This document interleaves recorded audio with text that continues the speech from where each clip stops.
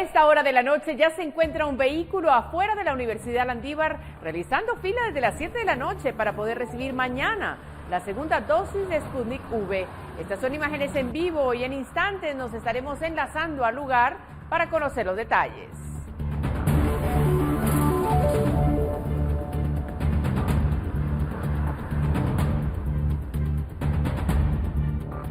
Avanza la semana y nosotros, por supuesto, tenemos para usted toda la información. Agradecemos mucho su compañía en esta emisión estelar de Noticiero Guatevisión. Vamos de inmediato a las noticias. Cualquier meta es más fácil alcanzar con Multimoney de tu lado. Obtén hasta 200,000 quetzales depositados en tan solo 12 horas. Multimoney presenta.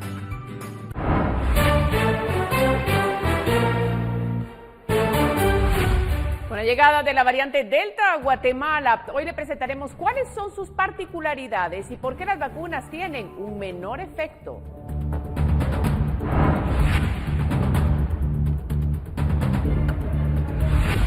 Hospital San Juan de Dios pide que durante 48 horas se refieran a pacientes a otros centros asistenciales debido al aumento de contagios, incluso en áreas no COVID.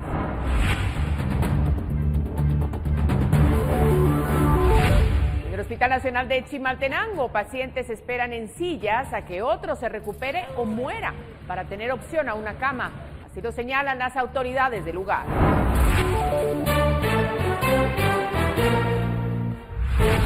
Veteranos del Ejército bloquean 21 puntos para solicitar la aprobación de una indemnización por 120,000 quetzales por servicio militar durante el conflicto armado interno.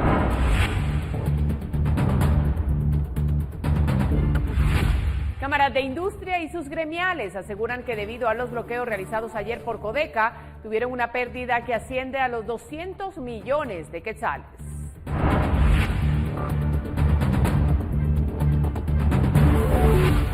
El gobernador demócrata de Nueva York, Andrew Cuomo, anunció este martes su dimisión después de que 11 mujeres lo acusaron de acoso sexual. Cualquier meta es más fácil alcanzar con Multimoney de tu lado. Obtén hasta 200,000 quetzales depositados en tan solo 12 horas. Multimoney presentó.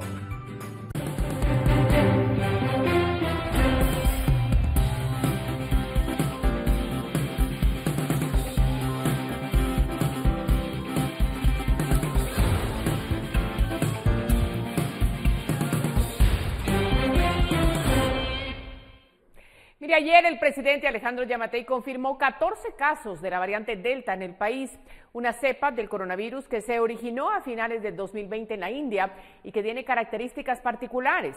En esta nota le explicamos cuáles son. Primero, la variante Delta del coronavirus es más transmisible que la cepa original. Así lo afirman los Centros para el Control y Prevención de Enfermedades de Estados Unidos, los CDC. Según sus estudios, cada infectado contagia en promedio a otras 8 personas, similar a la varicela, mientras que con la variante original, equiparada con el resfriado común, se infectaba solo a otras 2. En segundo lugar, la Delta podría provocar enfermedades más graves para los contagiados, porque las personas que están infectadas con la variante Delta tienen alrededor de 1000 veces más partículas virales o carga viral en los hisopados de la nariz, si los comparamos con otros infectados de otra cepa. Por eso, la Delta también reduce la protección de las vacunas. Por ejemplo, la Sputnik, la Moderna y la AstraZeneca disponibles en Guatemala presentan un 2, 5 y 6% menos de eficacia ante la variante. Sin importar esos efectos, los expertos aseguran que la clave para contener la pandemia y la variante Delta sigue siendo la vacunación. Pero es importante completar el esquema, porque una única dosis, sí hay estudios que han indicado que no es suficiente. Y mientras más personas no estén vacunadas, son más vulnerables de padecer de esta infección de SARS-CoV-2 y por ende de padecer de COVID. Según los CDC, la variante Delta suele manifestarse en dolor de cabeza, de garganta y secreción nasal. No suele provocar pérdida de olfato y gusto, característicos de la cepa original. Para prevenir los padecimientos, los especialistas sí mantienen las medidas que también frenan la variante original del COVID. Si nos colocamos la mascarilla correctamente, que nos cubra la nariz, que nos cubra la boca, y evitamos estarla tocando, esto es una medida de barrera que podría protegerme. Estar a más de 2 metros de las demás personas es otra medida que protege. Lugares ventilados, preferentemente al aire libre, son otras de las medidas que no debemos olvidar. Hasta el momento, la Delta es una de las 4 variantes del coronavirus que preocupan a la Organización Mundial de la Salud, de las 11 que hay en el mundo y de las 6 que están en Guatemala. Según los CDC, la Delta representa más del 80% de los casos de COVID-19 en Estados Unidos. Para Noticiero Guatevisión, Carlos Kestler.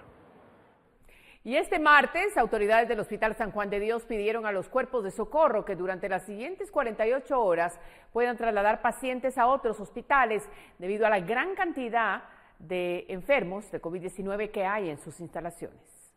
La cifra de pacientes con COVID es tan alta que en el hospital más grande del país los médicos plantean evitar el ingreso de más enfermos. La idea es que en las próximas 48 horas se tomen medidas drásticas para disminuir el brote que hay en las instalaciones. El director del hospital dice que hay áreas no COVID que ya tienen el virus. Tuvimos brotes en 5 unidades diferentes de nuestro hospital, siendo las más afectadas el área de medicina interna de mujeres, donde llegamos a tener 12 pacientes positivas.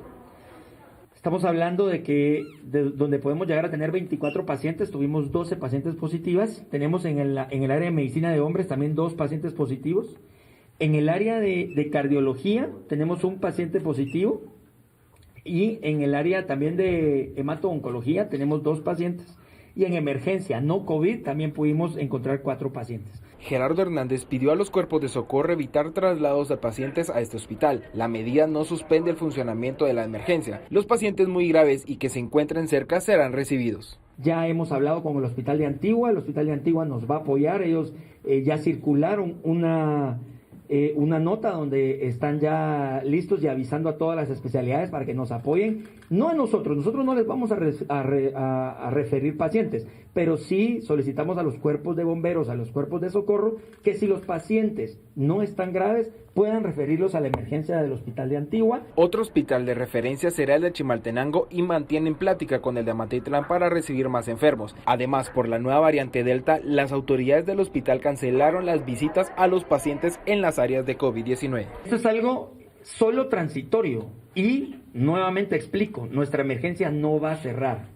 Nosotros no podemos cerrar emergencias porque de eso depende una vida y nosotros jamás hemos expuesto la vida de ningún paciente y no lo vamos a hacer ahora. El director del San Juan de Dios pide apoyo a la población que durante las siguientes 48 horas se dirijan a otros hospitales mientras deliberan la situación. Además, da las gracias al cuerpo médico por su arduo trabajo llamándolos héroes. Con imágenes de Edwin García, reportó para Noticiero Guatevisión, Fernando Cabrera. Bueno, la cantidad de pacientes con coronavirus se está incrementando a tal punto que en los hospitales ahora los pacientes esperan en silla por una cama. Esta es la situación que se vive en el Hospital Temporal del Parque de la Industria y de Chimaltenango.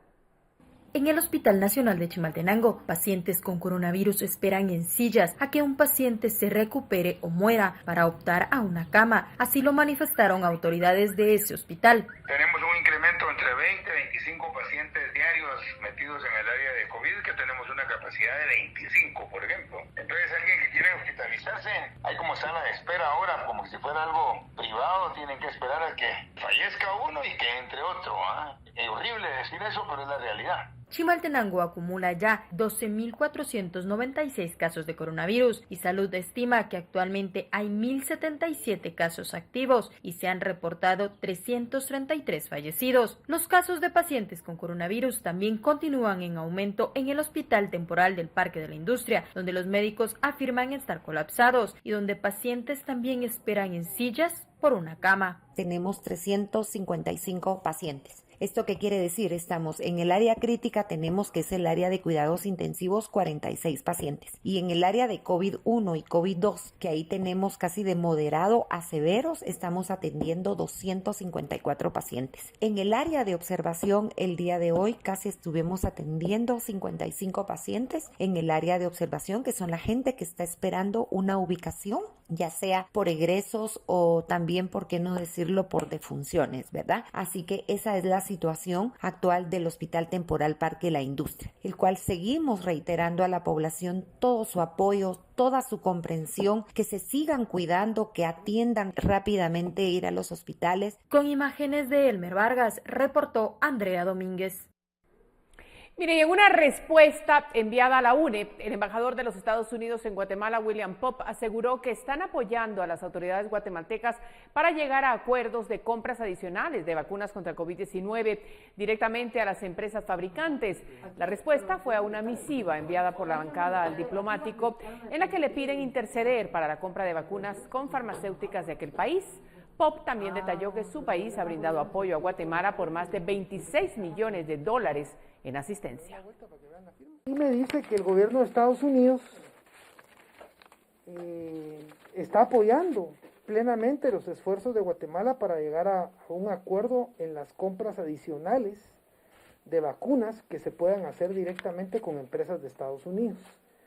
Me informa el embajador que desde hace meses están ayudando al Ministerio de Salud a conectarse directamente con las 3 compañías, es decir, con Pfizer, con Moderna, con Johnson & Johnson.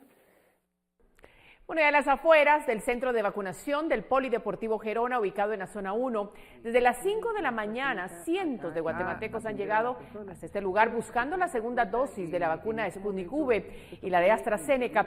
Algunas de las personas han asistido incluso en silla de ruedas o llevando sus propias sillas o bancos ante la larga espera. Sin embargo, denuncian que no hay ninguna autoridad del Ministerio de Salud que vele por el distanciamiento social, en donde la gran mayoría de las personas que se encuentran en las filas son de la tercera edad. Y esto vemos acá mucha inconformidad de gente que está reclamando pues que hasta ahorita a las 8:15 los están atendiendo. Qué pena que nuestras autoridades sanitarias no estén tomando en consideración el tiempo ni la necesidad que tiene centenares de personas, miles de personas que vienen acá a su segunda dosis y a primera dosis. Mire, el 29 de julio del pasado mes abrió un centro de vacunación en el mercado La Terminal. Durante los primeros días, la afluencia de quienes llegaron a vacunarse sobrepasaba las 1,000 personas, pero los días siguientes el interés ha disminuido. A finales del pasado julio, las autoridades del Ministerio de Salud junto a encargados del mercado de La Terminal en la zona 4 lograron instalar un centro de vacunación en la guardería con el fin de apoyar a los vendedores que se encuentran en el área para vacunarse. Durante la pandemia, La Terminal fue una de las más afectadas con casos de COVID-19. Sin embargo, estos han disminuido por el control de higiene y el uso de mascarillas en la mayoría de vendedores, según indican los propios comerciantes. Gracias a Dios ya nos vacunamos.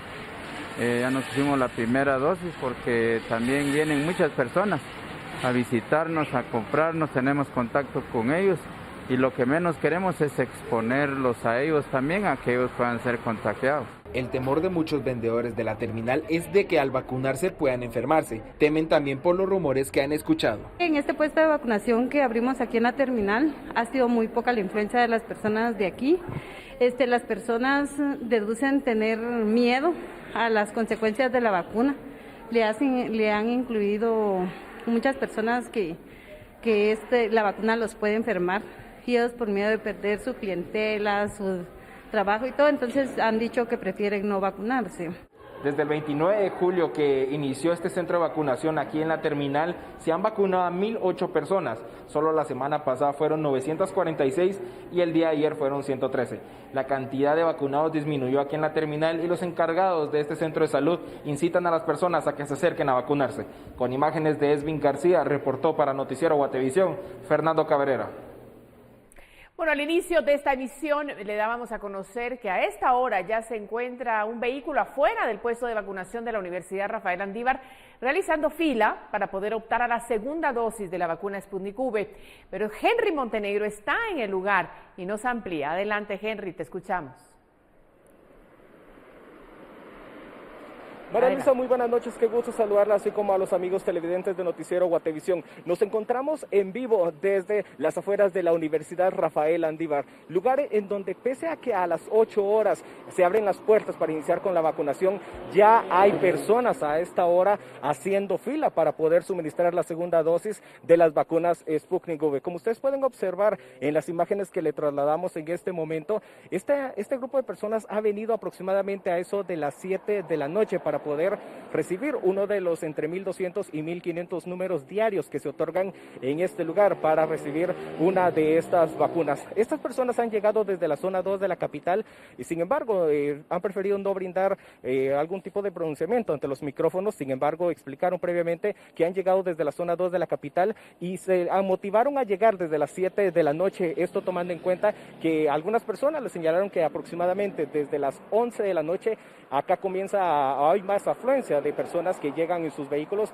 para poder obtener uno de estos números y recibir una de estas vacunas, tomando en cuenta que pese a que el presidente Alejandro Yamatei señaló que ya esta semana llegarían 200,000 dosis de vacunas Sputnik V, la cartera de salud aún no brinda detalles acerca del día ni la hora en la que arribarán estas vacunas. Actualmente en nuestro país únicamente hay en existencia aproximadamente 60,000 segundas dosis de las vacunas Sputnik V, esta de alrededor de 960,000 que han arribado a nuestro país de un contrato que se firmó recientemente con Rusia. Y en ese lugar esta ha sido de alguna manera la rutina de muchas personas que han llegado por algún tipo de necesidad a eso de las 11 o 12 de la noche para poder recibir una de estas vacunas. Con imágenes de Elmer Vargas, informó para Noticiero Guatevisión, Henry Montenegro. Gracias, Henry, por el reporte. Bueno, eso es lo que está sucediendo en este momento en relación a este puesto de vacunación allá en la Universidad Landívar. Y nosotros vamos a hacer una pequeña pausa, pero vamos a regresar con más. Quédese en nuestra señal.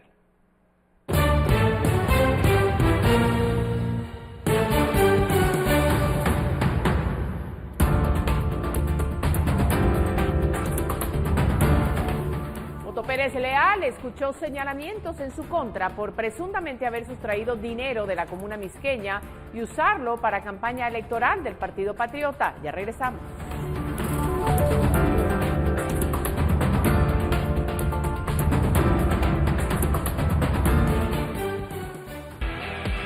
Electoral, la rehidratación efectiva, presenta. 3 cambios en jefaturas de fiscalías del Ministerio Público ordenó la fiscal general Consuelo Porras. Uno de los cambios fue en la Fiscalía de Asuntos Internos, que investiga denuncias en contra del exfiscal anticorrupción Juan Francisco Sandoval.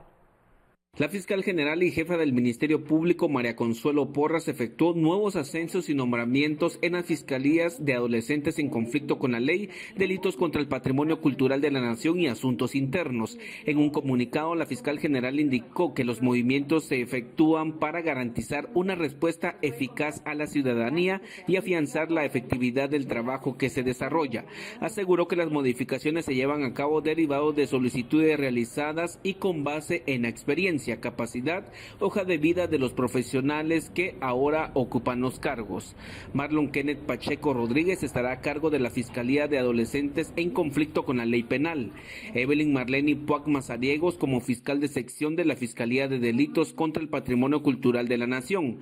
Juan José Mendizábal Ábalos será encargado de la Fiscalía de Asuntos Internos. En las últimas semanas, la fiscal general ha efectuado varios movimientos en fiscalía, los cuales han causado diversas reacciones en sectores de la sociedad civil y de la diplomacia internacional. El 3 de agosto último, José Rafael Curruchiche fue nombrado jefe de la Fiscalía Especial contra la Impunidad, FESI, luego de pocos días de haber anunciado que Carla Valenzuela sería la sustituta de Juan Francisco Sandoval, quien fue destituido el 23 de julio pasado. Las acusaciones contra la fiscal hechas por la fiscal general en un comunicado se centraban en vejámenes que Consuelo Porras aseguró que había sufrido. Sin embargo, en posteriores declaraciones en medios de comunicación, la fiscal general indicó que había perdido la confianza en Sandoval por supuestos sesgos en los casos que investigaba.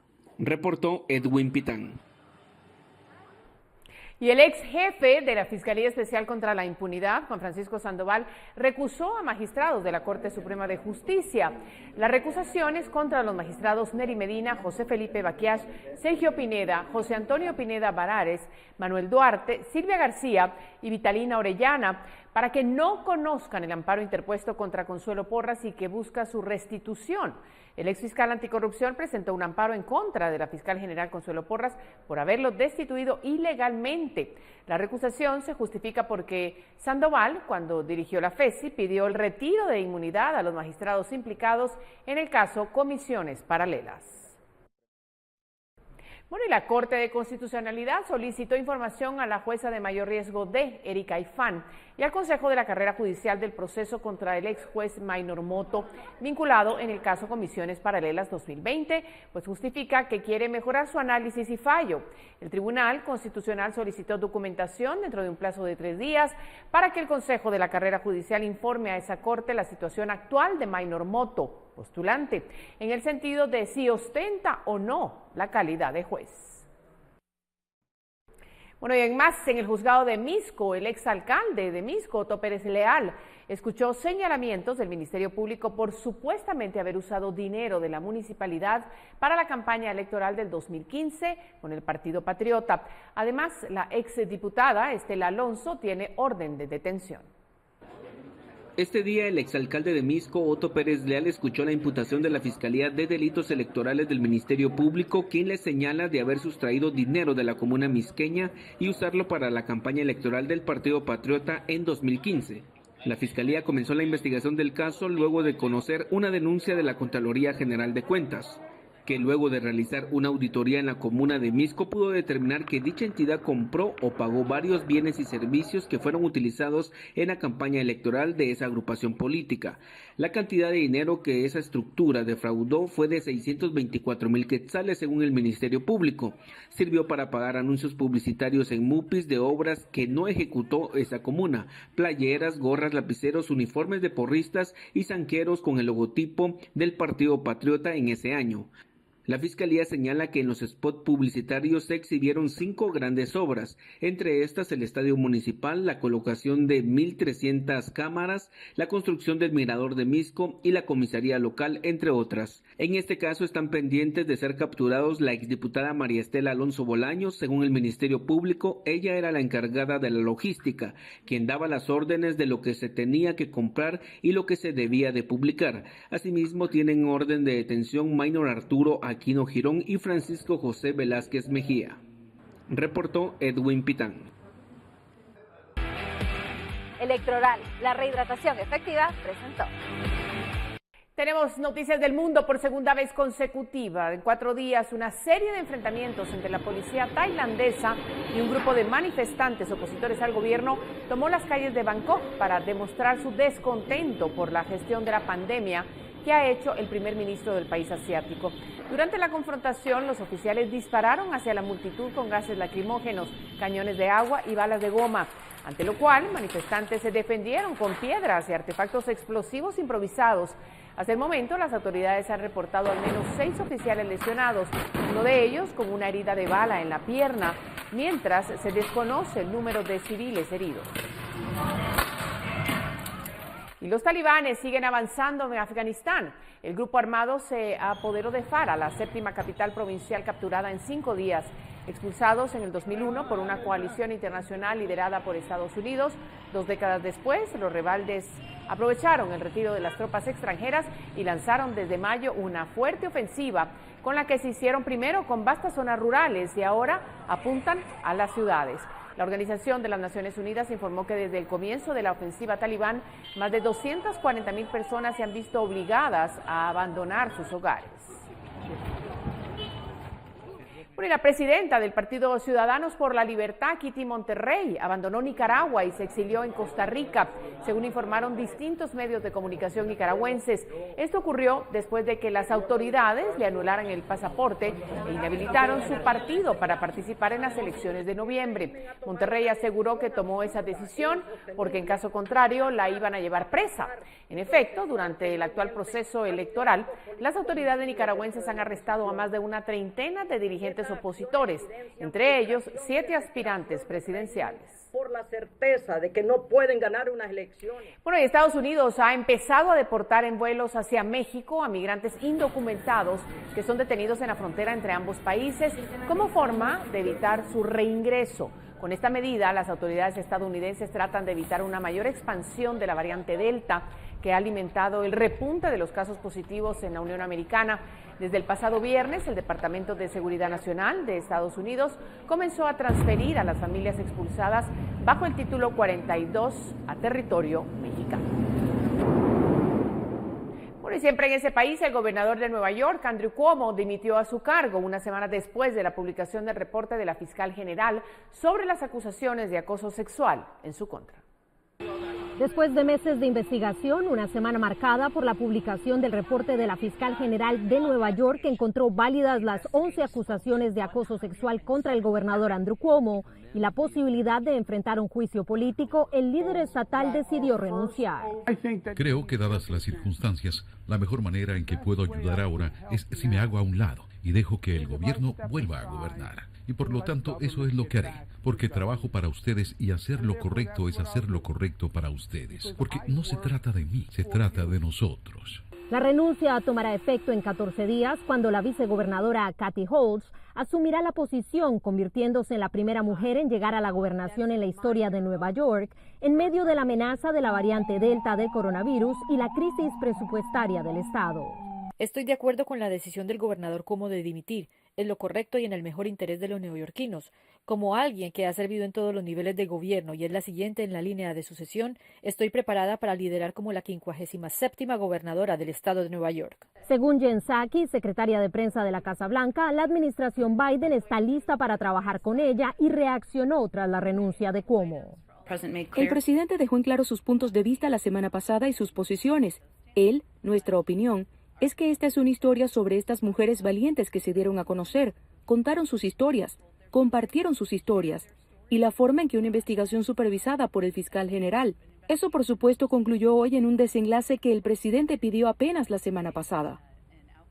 Durante su mensaje a los neoyorquinos, Cuomo también rechazó las acusaciones de las mujeres incluidas en el reporte, pero aprovechó la oportunidad para disculparse, reconociendo que ahora sabe que ellas se sintieron ofendidas por sus acciones. Celia Mendoza, Voz de América, Nueva York.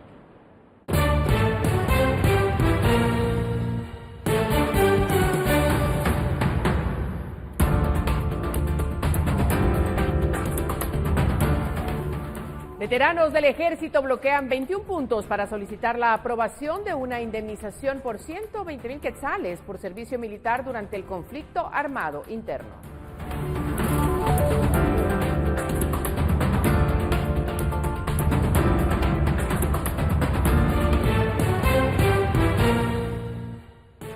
Tenemos más información. A esta hora de la noche recibimos a Pamela Valdés. Pamela, un saludo. Gracias. Adelante con tu segmento. Muchas gracias, María Luisa. Qué gusto saludarte y compartir con toda nuestra audiencia el pronóstico del clima de mañana para que ustedes en casa lo puedan tomar en consideración. De acuerdo con el INSIMUME, continuamos con condiciones similares. Esperamos en las primeras horas del día muy poco sol, cielos parcialmente nublados en la mayor parte del periodo, sin descartar la probabilidad de que en horas de la tarde y noche se presenten algunas precipitaciones, especialmente en la franja transversal del norte, acompañadas de actividad eléctrica para todos los departamentos del país para que usted en casa lo pueda tomar en consideración.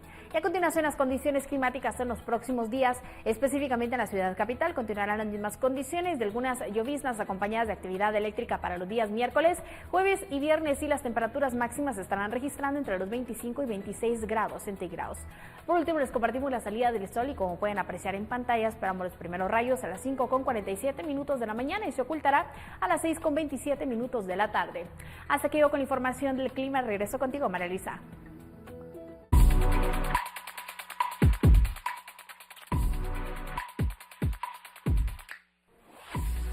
Bueno, y hoy le daremos una serie de recomendaciones para aquellas personas que realizan transmisiones y desean darle lo mejor a sus seguidores. Veamos.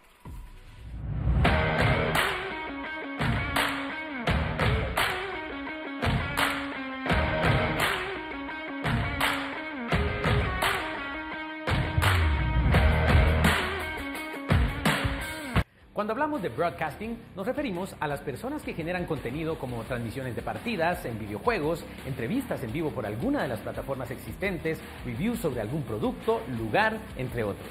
En Intelab encontrarás las mejores recomendaciones para que comiences esta nueva etapa. Bienvenidos a LinkedIn. Un micrófono no puede faltar si realizas broadcasting, que capte la mayor fidelidad de lo que estás hablando para darle a tu transmisión el valor de producción que se merece. Con esto tendrás toda la atención de quienes ven tu contenido. Trípode o soporte para smartphone. Si cuentas con una cámara profesional, podrás darle un mayor realce a tu transmisión al conectarla a tu computadora y con la ayuda de un trípode que se acomode a tus necesidades, tu imagen no tendrá ningún movimiento accidental. Si utilizas tu celular, también puedes brindarle estabilidad a tu toma con un soporte para smartphone que se ajusta a cualquier medida. Stream Deck. Tener el control de qué es lo que quieres que se vea en pantalla durante una transmisión es posible gracias al Stream Deck. Podrás personalizar las teclas para cambiar de una pantalla a otra, reproducir o pausar audio, insertar imágenes o lo que esté a tu alcance. Con este útil accesorio, tu mente no tendrá límites. Capturadora de video. Con este dispositivo podrás grabar horas y horas de lo que haces desde tu computadora o consola de videojuegos para elegir al final de tu grabación el punto exacto que deseas compartir con tus suscriptores. También te permitirá transmitir en directo cuando lo desees, permitiendo personalizar el aspecto de la distribución de tu pantalla. Recuerda visitar cualquiera de las tiendas Intelab en donde encontrarás todo lo que necesitas y disfrutar los beneficios de la tecnología. Te espero en una próxima cápsula de Linky Tips, gracias a Intelab.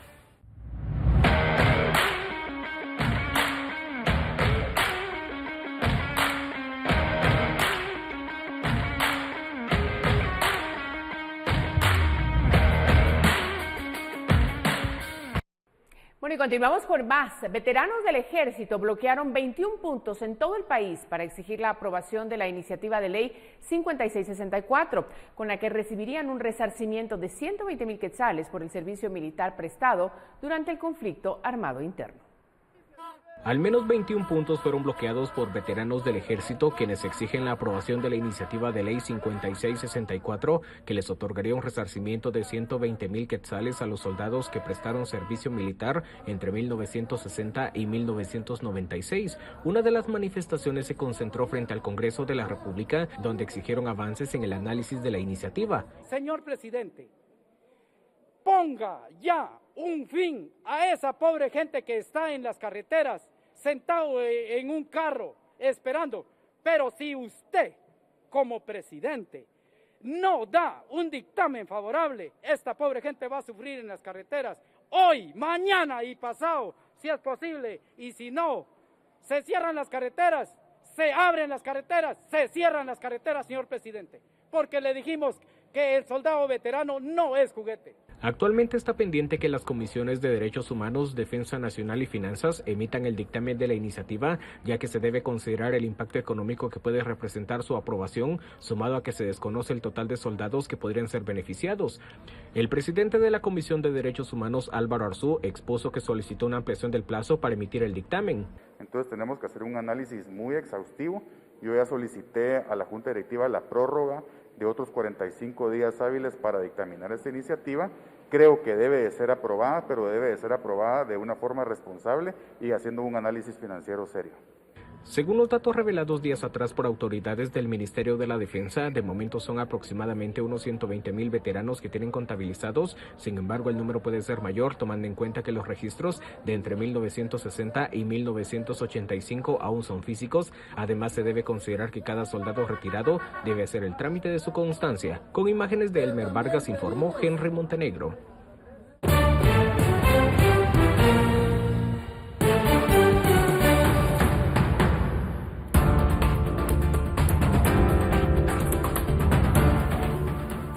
Cámara de Industria y sus gremiales aseguran que debido a los bloqueos realizados ayer por Codeca, tuvieron una pérdida que asciende a los 200 millones de quetzales.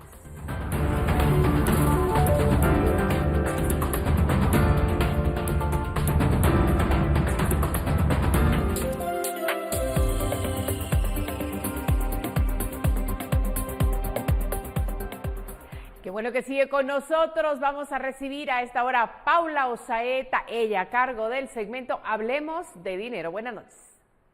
Viví la nueva televisión con Claro TV. Claro presenta. Hola, ¿cómo están? Buenas noches. El ministro de Trabajo y Previsión Social, Rafael Rodríguez, se reunió con Samantha Power, administradora de USAID, para hablar sobre el programa de visas H2, que es una manera legal para adquirir un trabajo en los Estados Unidos. Power dijo que están trabajando en conjunto para preparar a los guatemaltecos para que puedan llenar los requisitos y puestos de trabajo que están disponibles en Estados Unidos, Alaska y Canadá. De enero a la fecha han viajado 381 guatemaltecos hacia Estados Unidos y 166 hacia hacia Canadá para un total de 547 trabajadores temporales en el extranjero. El ministro reiteró que los que están interesados no deben pagar nada y no deben utilizar intermediarios. El ministerio facilita el proceso a las empresas y trabajadores de forma gratuita, iniciando desde el proceso de reclutamiento para ser considerados para una visa H2. Los candidatos deben cumplir con todos los requisitos establecidos por los empleadores estadounidenses. Ninguna persona solicitante, trabajador o empresa debe realizar pagos adicionales a ningún intermediario que prometa ayudar con el proceso, incluyendo la búsqueda de una empresa patrocinadora o la garantía de un puesto de trabajo a través de contactos internos o en el proceso de solicitud de visas. Este programa beneficiará tanto a las familias guatemaltecas como la economía de Estados Unidos y permitirá que las personas ganen dinero en el extranjero pero permanezcan arraigadas en sus comunidades y contribuyan a la prosperidad de sus hogares. Y en otros temas le cuento que Cámara de la Industria y sus gremiales hicieron una conferencia de prensa para dar a conocer las pérdidas que han generado los bloqueos y manifestaciones en los últimos días. Las pérdidas para este sector ascienden a los 200 millones de quetzales. Autoridades de Cámara de Industria rechazaron los bloqueos que se han originado en los últimos días en varios lugares del país, tachándolos de vandalismo y de ser ilegales. Además, agregaron que este tipo de acciones afecta la movilidad de las personas y el traslado de productos que no logran llegar a sus destinos, generando pérdidas económicas. A la industria le ha costado, según cálculos de CABI, cerca de 130 millones de quetzales en pérdidas por hora, siendo la industria alguien que aporta más o menos el 20% a esta economía. Podemos decir que nos ha costado más de 200 millones de quetzales de pérdidas en la cadena productiva. En promedio, las empresas perdieron para el bloqueo del lunes 9 de agosto entre 200,000 y 2 millones de quetzales. Frente a estos bloqueos, la Cámara decidió levantar una encuesta entre sus agremiados, en la cual el 89% dijo que sí se vio afectado por los bloqueos, y de estos, el 70% son micro, pequeñas y medianas empresas. Entre los impactos que sufrieron, mencionaron los siguientes: el no poder transportar personas, bienes y productos, el dificultad de los clientes que lleguen. Esto afecta al flujo diario de las empresas, tomando en cuenta que son micro, pequeñas y medianas, el impacto es mayor. Se deteriora el producto, hay productos que son perecederos, que se pierden en el camino. Uno de los problemas fue que las empresas que suministran insumos médicos no pudieron llegar a los centros de salud, lo que podría generar desabastecimiento. Otro de los resultados de la encuesta es que 6 de cada 10 empresas considera que los bloqueos generan más migración. Y es que el 90% de las empresas encuestadas respondió que sus colaboradores se han visto afectados por algún bloqueo. El 40% dijo que son entre 1 a 100 empleados los afectados. Durante la conferencia, Luis Alfonso Bosch dijo que se han reunido con el presidente Alejandro Yamatei y que mantienen una comunicación institucional con la fiscal general María Consuelo Porras. Bosch resaltó que como sector empresarial no apoyan a personas, sino a las instituciones.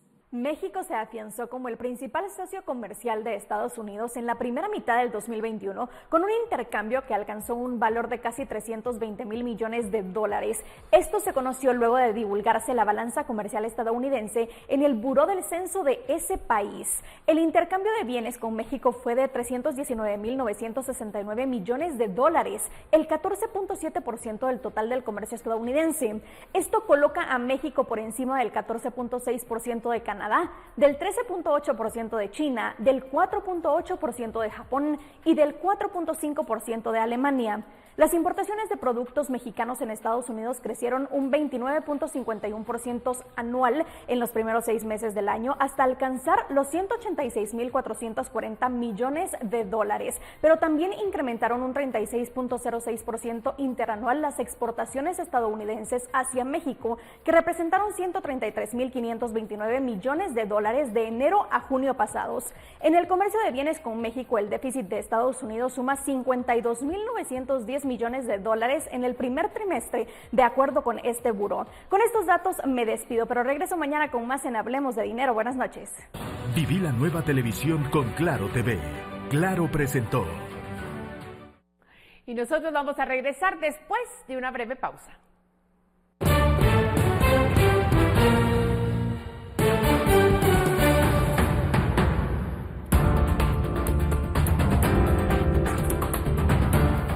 Las consecuencias del coronavirus no solamente son físicas, sino también emocionales. De ello conversamos en instantes.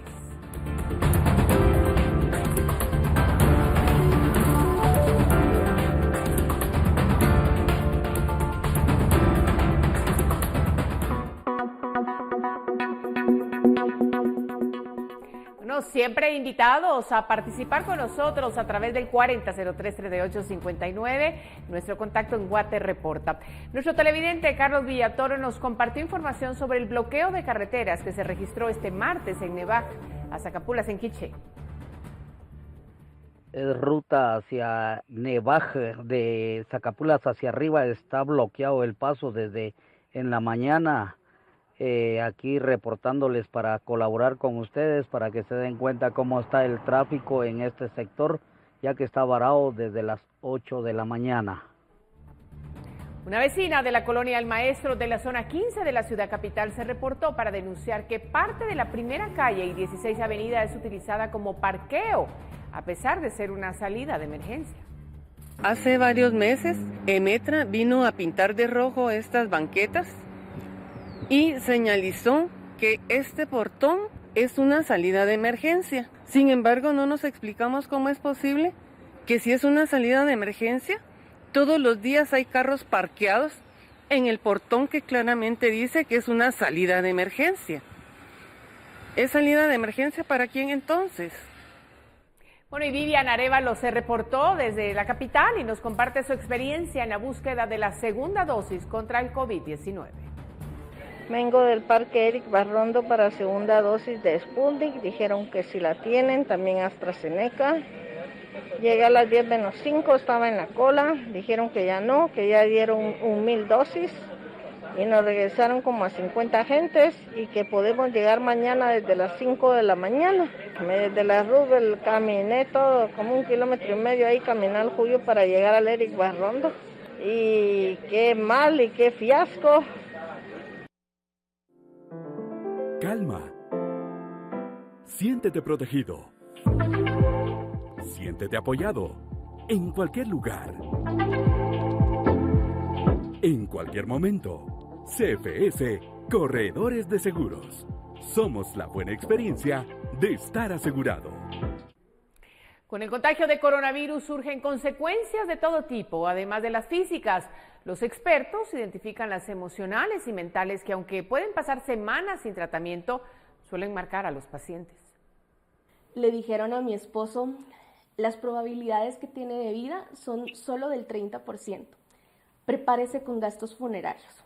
Esa era la expectativa que los médicos tenían para Verónica, una relacionista pública de 27 años que apenas en julio pasó 9 días en el intensivo por una infección de COVID-19 que parecía le iba a arrebatar la vida. Ya está curada del virus, pero ahora Verónica cuenta que está en otro tipo de intensivo, el de los pacientes con secuelas emocionales por la enfermedad. Iba viendo por la ventana y solo decía, ¿qué es lo que me está pasando? Porque no entendía qué era lo que ocurría, del por qué me había puesto tan nerviosa, tan tensa de salir, y todo el camino de regreso a mi casa regresé llorando. Según la Universidad Johns Hopkins, alrededor del 30% de los sobrevivientes de COVID-19 sufren de ansiedad por temor a volverse a contagiar o infectar a otros. Entre el 25 y el 30 padecen de depresión, mientras que el 20% presenta síntomas de estrés postraumático. Verónica se reconoce como parte de esas cifras, que reflejan secuelas que a criterio de expertos también pueden impactar de manera severa en las vidas de los recuperados de coronavirus. Si la crisis al paciente le da, por ejemplo, cuando está trabajando, entonces al siguiente día ya no va a querer trabajar porque le va a dar miedo, le va a dar pánico, porque esas son las crisis, de volver a tener una crisis similar, y entonces empieza a aislarse. Ahora, con el respaldo de una psicóloga, cada día Verónica retoma un pedazo más grande de la vida que llevaba antes de contagiarse. Yo tengo ahora una pelotita que cuando estoy demasiado tensa la tengo que presionar constantemente para que se me pueda ir liberando la tensión, y en ese momento también comienzo a pensar en cosas positivas y en afirmaciones que me ayuden a sentir que todo va a estar bien. Pero afirma que encuentra su mayor soporte en su familia y el Dios al que le tiene fe. Y no perdí la fe. En todo momento estuve aferrada a Dios, a que podía salir adelante de esa situación. Y aquí estamos. Con imágenes de María René Barrientos para Noticiero Guatevisión, Carlos Kestler.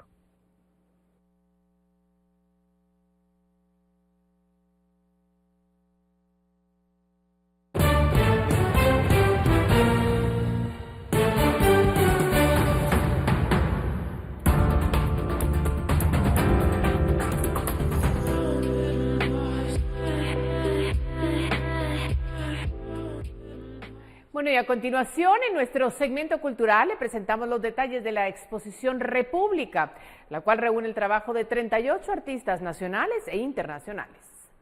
Desde el 31 de julio y hasta el 7 de enero, la Galería de la Nueva Fábrica, ubicada en Aldea Santa Ana, Antigua, Guatemala, exhibe la muestra República, la cual tiene como punto de partida el arribo a los 200 años de la independencia nacional, acontecimiento político que marcó el curso de nuestra historia. Lo que estamos intentando por medio de la exhibición es crear un relato por medio de las obras de arte que narre las vicisitudes pues, de nuestra historia y de nosotros como sociedad, ¿verdad? A partir de la independencia nacional. Según los organizadores, la muestra, que busca ser una contrapropuesta a las celebraciones que de manera folclorizante pretenden suavizar y disfrazar la realidad, reúne el trabajo de artistas como Carlos Mérida, Moisés Barrios, Aníbal López, Marilyn Boror y Regina José Galindo, entre otros. Por lo tanto, esta va más allá de la pintura. En esta muestra, pues sí, hay algo de eso, pero también hay instalaciones, hay videos, hay escultura, hay una diversidad de medios. Medios que son contemporáneos. Entonces la gente va a poder también ver, digamos, desde otra perspectiva cómo se puede construir una obra de arte. República puede visitarse de miércoles a domingo de 10 a 17 horas. El costo del ingreso es de 10 quetzales por persona y los estudiantes con carnet entran sin costo. Reportó para Noticiero Guatevisión, Pablo Juárez. Bueno, así con estas imágenes tan lindas de estos artistas, nos despedimos esta noche agradeciendo, como siempre lo hacemos, su sintonía, recordándole que mañana tendremos más información. Lo dejamos con estas imágenes porque hay nuevas piezas de arte callejero que supuestamente pertenecen al artista del graffiti Pansky, que han aparecido en distintas áreas del Reino Unido. Pansky generalmente verifica si los trabajos son suyos a través de su cuenta de Instagram, pero aún no ha pronunciado, o no, por lo menos no lo ha hecho recientemente en sus redes sociales, dejando el trabajo sin autenticar. Una de las obras que aparecieron en las calles incluye un mural de unos niños haciéndose pasar por marineros con la leyenda "Estamos todos en el mismo barco". Buenas noches.